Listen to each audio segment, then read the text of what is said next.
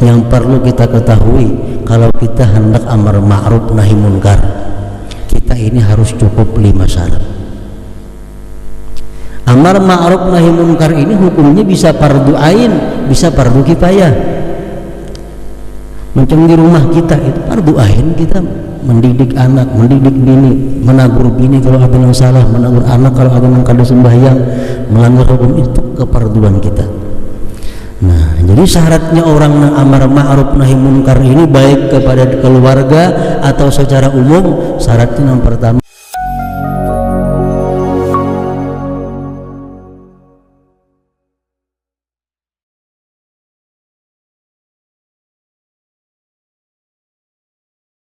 wa huwa alladhi hada awama ibadihi 'ala al-asya hatta istadallu biha 'ala mujidiha Allah Subhanahu wa ta'ala.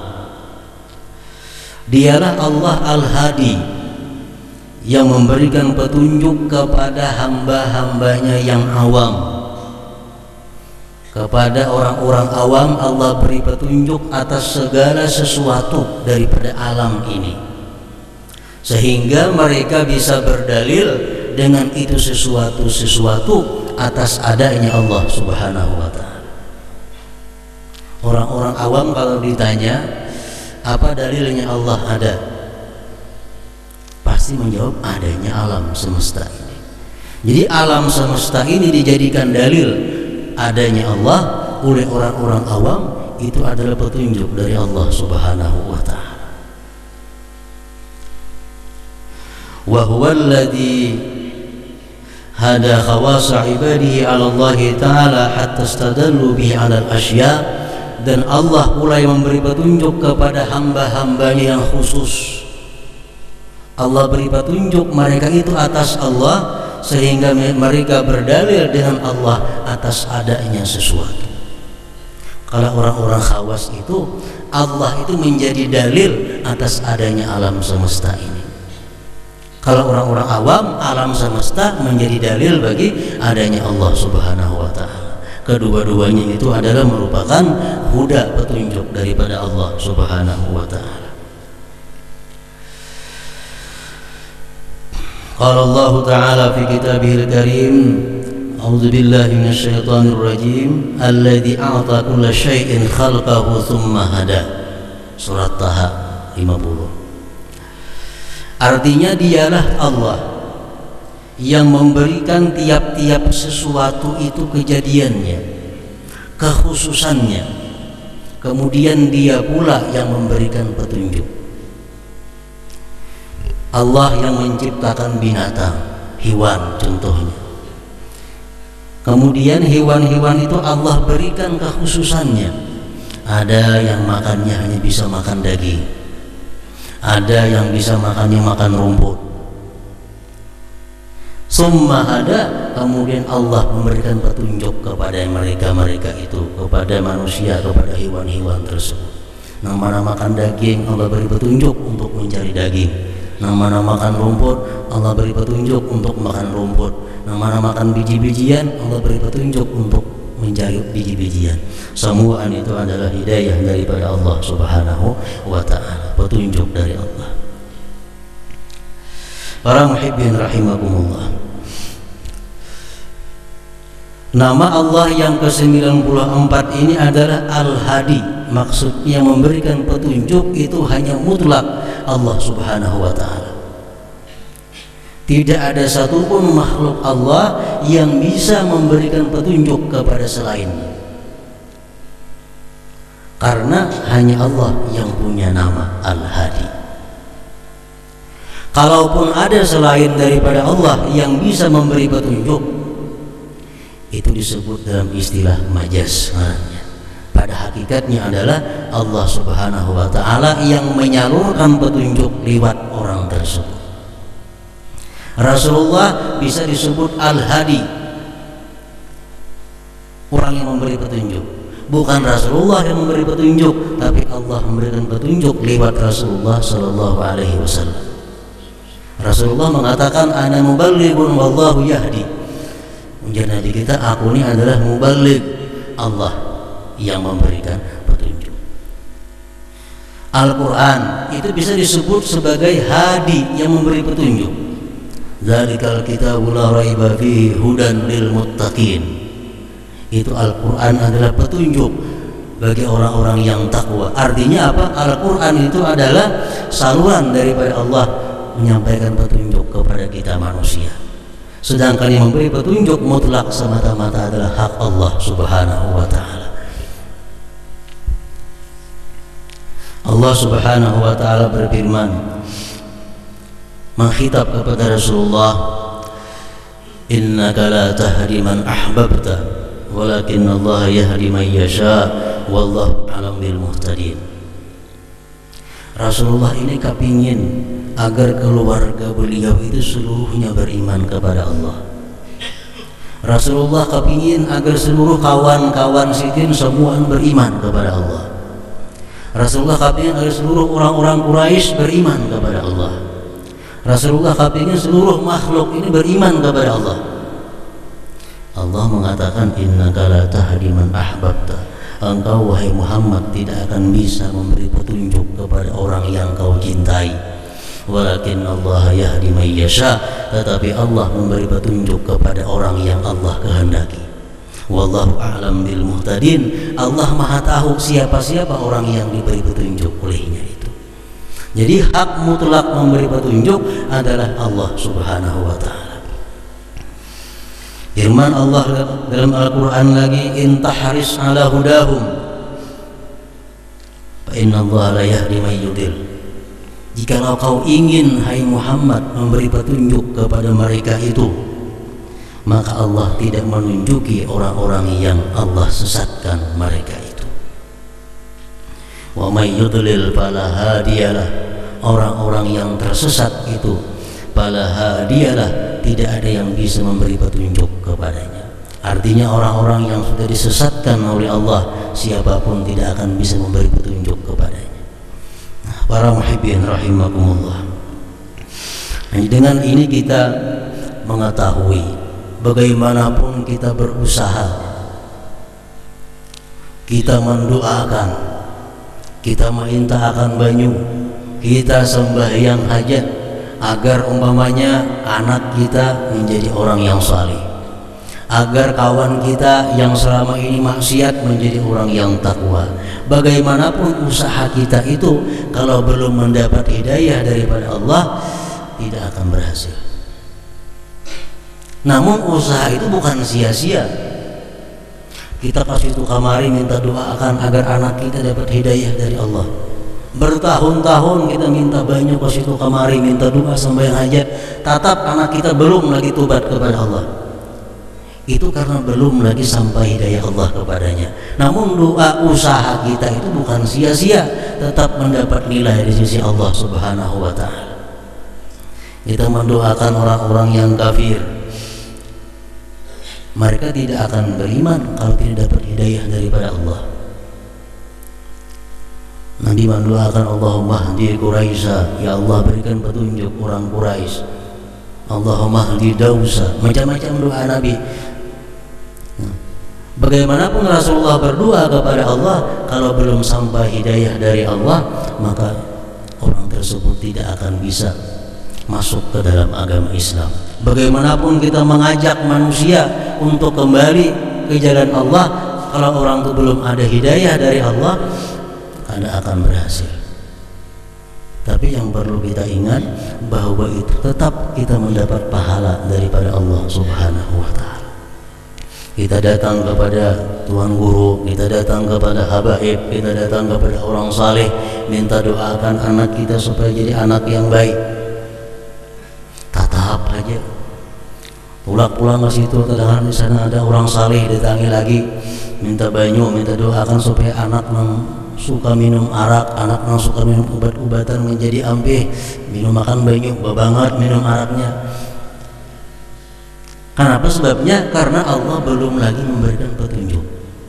Tapi usaha orang tua demikian tetap mendapat nilai yang mulia di sisi Allah Subhanahu wa ta'ala. Itu bukan sia-sia, tetap menjadi pahala yang besar terhadap kedua orang tuanya. Wa may yudlil fala hadiyalah. barang siapa yang Allah sesatkan dia, barang siapa yang Allah belum memberi petunjuk kepadanya, fala dialah, siapapun tidak akan bisa memberi petunjuk baginya. Dinasihati, dikarasi, dilamahi, diberi tatap. Kenapa?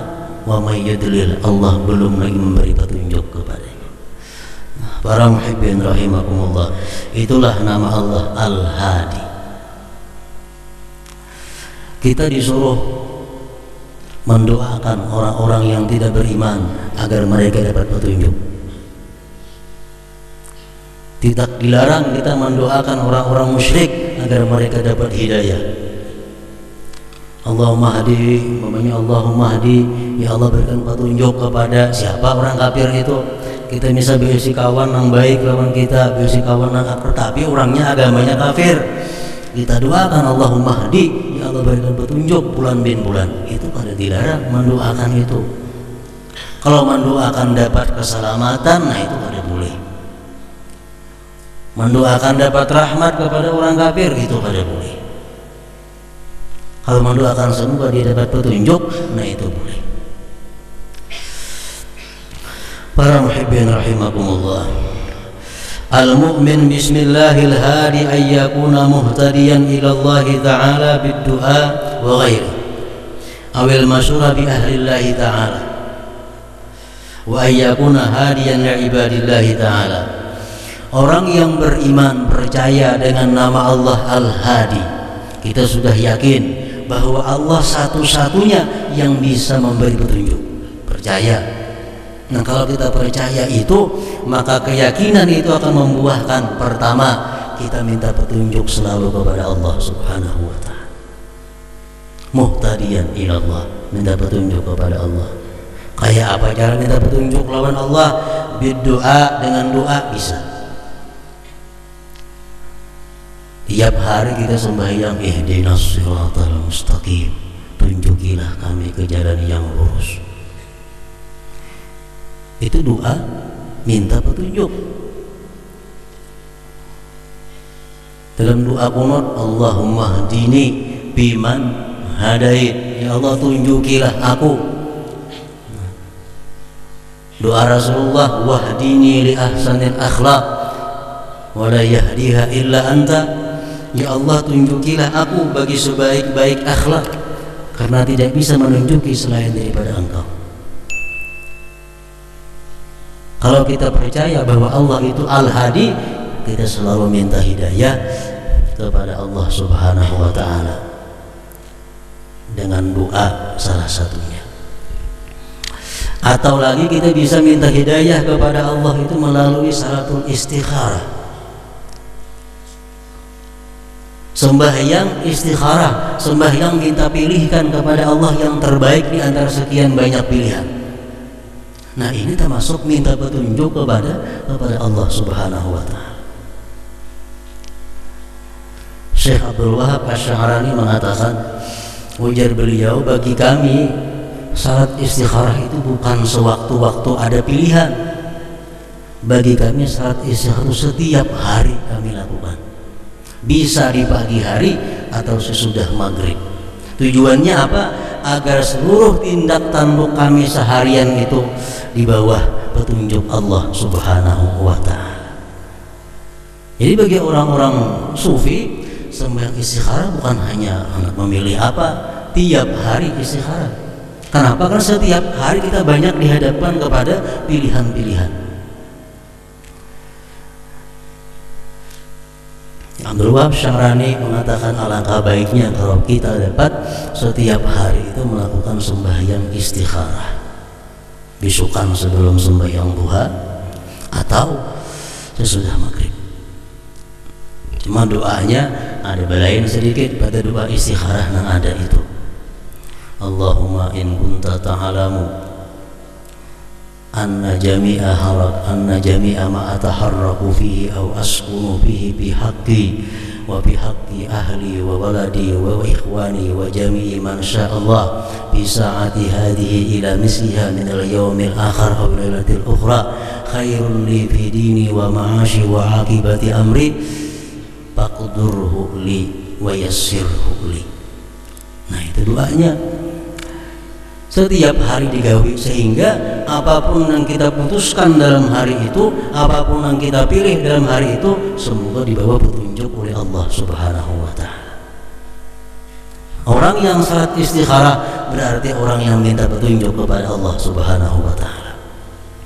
Termasuk lagi minta petunjuk kepada Allah adalah awil masyurah bi ahlillah, atau musyawarat, minta petunjuk, minta saran kepada orang-orang yang dekat dengan Allah Subhanahu wa Ta'ala. Minta pikiran, minta pendapat, minta petunjuk, minta saran kepada para salihin, orang-orang yang saleh. Itu termasuk juga minta hidayah kepada Allah Subhanahu wa Ta'ala.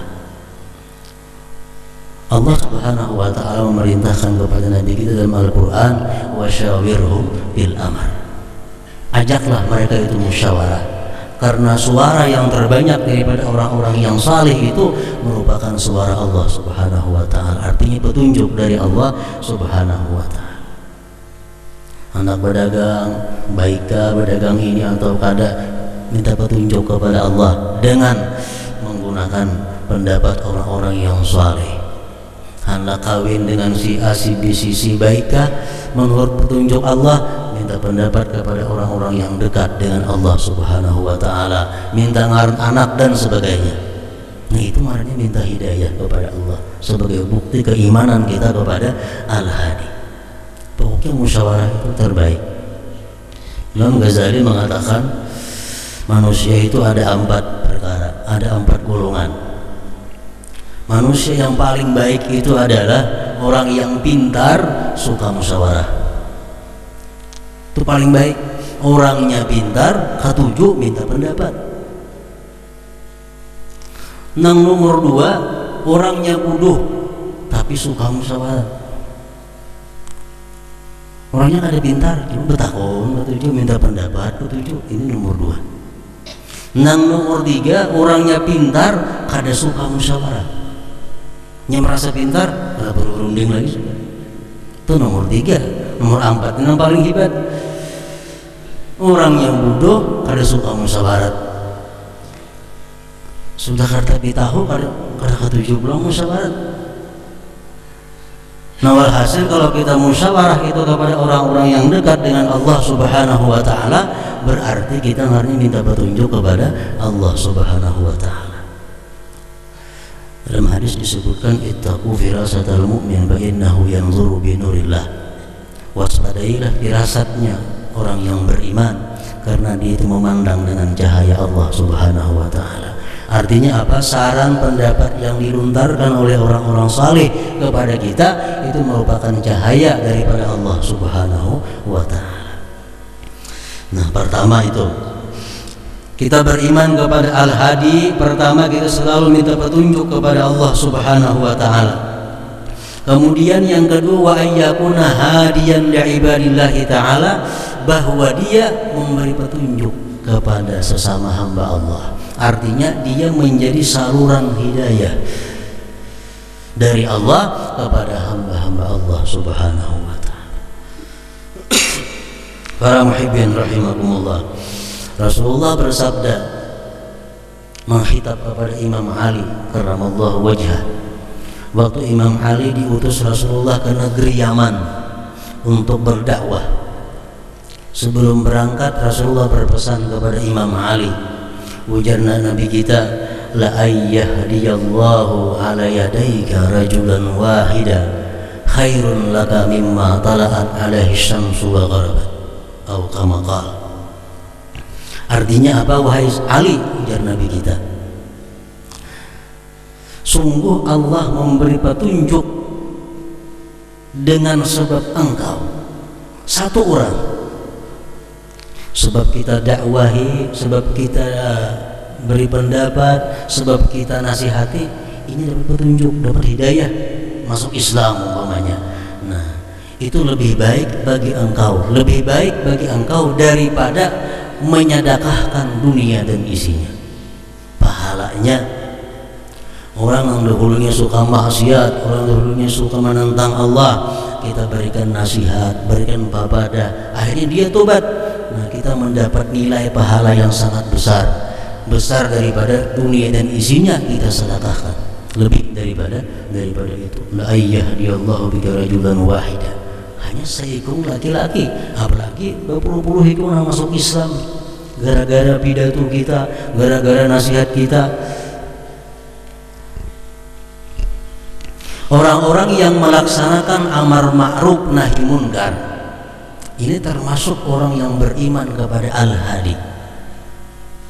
Orang yang menyuruh berbuat baik, melarang berbuat jahat, melarang berbuat munkar, ini termasuk hamba Allah yang mendapat buah keimanan Al-Hadi. Menyuruh orang berbuat baik, melarang munkar, ini termasuk Al-Hadi, orang yang memberi petunjuk. Nah, para muhibbin rahimakumullah, amar ma'ruf nahi munkar merupakan wujud daripada keimanan kita kepada Al-Hadi. Yang pertama yang perlu kita amar ma'ruf nahi munkar adalah siapa? Orang yang berada di rumah kita. Ini yang utama, yang perlu diamar ma'ruf nahi munkar. Al-Quran mengatakan ku anfusakum wa ahlikum, kita jaga diri dan keluarga terhadap api neraka. Ahlikum siapa?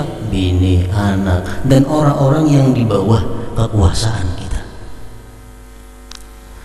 Nah, itu yang perlu diamar ma'ruf. Bila sudah rumah tangga kita ini beres, rumah tangga kita sudah taat dan patuh kepada Allah, hanya kita amar ma'ruf nahi munkar keluar. Yang pertama di rumah. Nah, para muhibbin rahimakumullah, yang perlu kita ketahui, kalau kita hendak amar ma'ruf nahi munkar, kita ini harus cukup 5 syarat. Amar ma'ruf nahi munkar ini hukumnya bisa fardu ain, bisa fardu kifayah. Macam di rumah kita itu fardu ain, kita mendidik anak, mendidik bini, menagur bini kalau ada yang salah, menagur anak kalau ada yang kada sembahyang, melanggar hukum, itu kefarduan kita. Nah, jadi syaratnya orang yang amar ma'ruf nahi munkar ini baik kepada keluarga atau secara umum, syaratnya yang pertama orangnya alimun bima amara wa naha. Orangnya tahu mengenai yang dia suruh dan dia larang. Orang nang amar ma'ruf nahi munkar ini mengerti lawan nang apa yang disuruhnya, nang apa yang dilarangnya. Orangnya alim. Kada sarana alim menguasai seluruh bidang ilmu, kada sarana. Pokoknya dia mengetahui terhadap hal nang disuruhnya itu. Nang kedua, orang yang amar ma'ruf nahi munkar ini mukhlis lillahi ta'ala, dia ikhlas karena Allah. Kalau orang yang amar ma'ruf nahi munkar bukan karena Allah, amar ma'ruf nahi munkarnya sia-sia, kada akan didengar hati pendengarnya. Mukhlis. Yang ketiga, orang yang amar ma'ruf nahi munkar ini adalah nasih. Arti nasih itu menghendaki orang yang ditegur ini menjadi baik, menghendaki orang yang disuruh ini menjadi baik. Lain halnya kita menegur orang ingin menjatuhkan orang tersebut. Nah, ini kan ada nasihatnya. Ada orang bermaksiat, ditegur supaya ini terhina, supaya jatuh namanya. Nah, itu kada boleh. Itu kada nasihatnya. Orang yang amar ma'ruf nahi munkar mesti nasih. Dia berkehendak baik kepada orang yang ditegurnya itu. Yang keempat, dia sabir. Orang yang amar ma'ruf nahi munkar mesti ada sifat sabar. Bila yang amar ma'ruf nahi munkar orangnya panasan, kada kawa. Kenapa? Sebabnya nang ditegur kadang-kadang bisa sarik. Amun menagur panasan bakalahi jadinya. Kada jadi amar ma'ruf lagi. Nah, orang yang amar ma'ruf nahi munkar mesti sabir. Orangnya sabar. Artinya tahan dicaci maki, tahan kada diasih, tahan kada dihirani orang. Nah, nang kelima, orang yang amar ma'ruf nahi munkar ini adalah amilun bima ya'muru ghairu mutalattikhin bima naha. orangnya mengamalkan dengan yang ia suruh dan kada bercelumur dengan yang ia larang. Maunya di tangan botol arak, melarang orang minum bir lah. Itu ngarani tangan seorang bercelumur dengan apa yang dilarang. Nah, jadi orang nang amar ma'ruf ini adalah dia mengamalkan dengan yang ia perintahkan itu dan kada bercelumur dengan apa yang ia larang itu. Nah, bila 5 ini ada pada diri orang yang amar ma'ruf nahi munkar, insyaallah orang akan patuh dan tunduk kepada amar ma'ruf nahi munkar.